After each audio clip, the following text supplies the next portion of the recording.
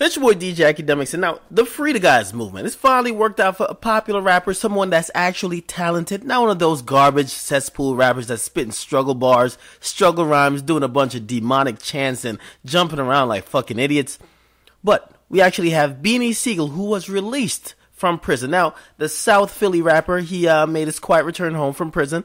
And if you guys don't know who Beanie Sigel is, he was in Rockefeller. He was in State Property. Now, unlike Remy Ma or even Lil Boosie, he didn't get a whole welcome party. So everybody on Twitter wasn't changing their avies, acting all crazy. Oh my God, little Beanie Siegel's back home. Because they probably don't even know how long he's going to be here this time. He goes in and out, in and out, in and out, in and out.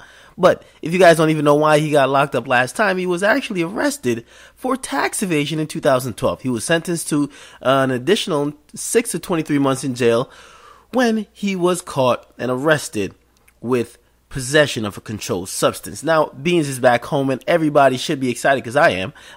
However, here's the sad thing. A lot of people won't give a fuck.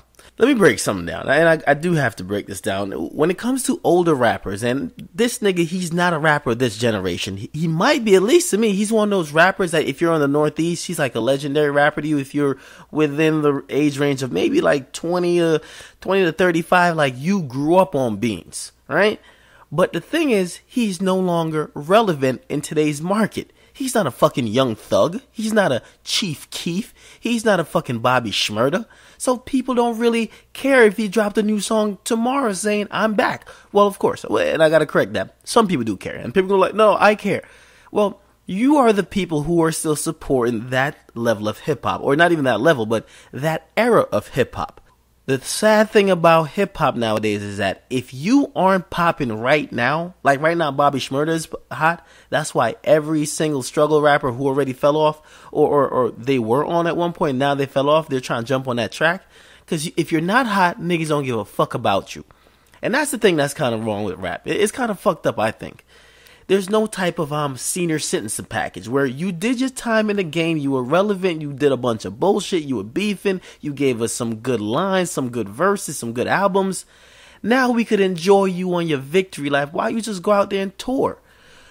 Like, to me, it's no reason why Dipset, The Lox, State Property, and even other classic groups aren't going on tour together. Like, they should be going around the country selling out 10,000 seat venue all the time. But we don't have platforms that celebrate that level or that era. Like, if you aren't popping now, niggas is like, fuck you, you're irrelevant and washed up. Niggas like Cassidy, people are like, yo, 10 years ago, people were like, Cassidy's a shit. Now niggas are looking like Cassidy, like he's flabby and sick. He's looking like he got arthritis with the bars. Like, people don't want to hear a fuck about Cassidy. And that's how people, or a lot of people, are going to look at Beanie Sigel. The younger kids, they're like, what the we don't care. Nobody wants to see Beanie Sigel perform on 106 in Park.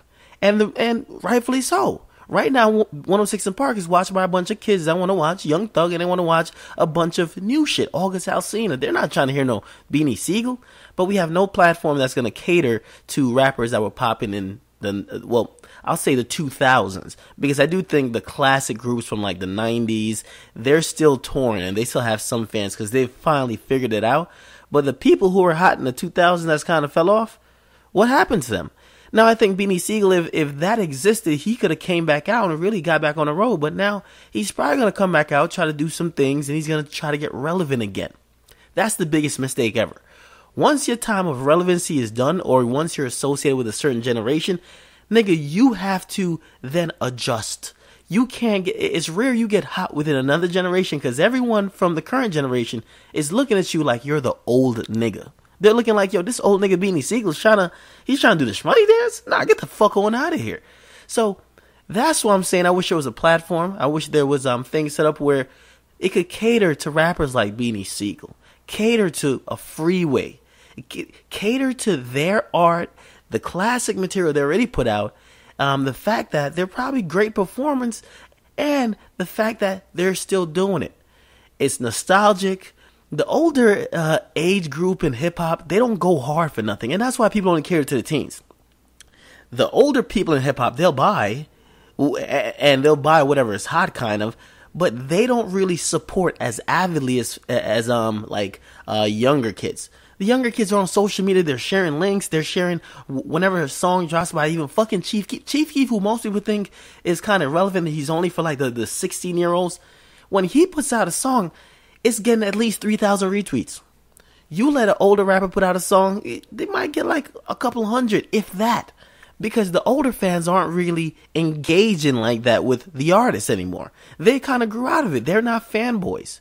So that's why the older artists, they're kind of left out in the dark. They're like, hey, it's either you're going to be a falling off rapper that you're probably going to have to do some bullshit, or you got to prove to us that you're back relevant.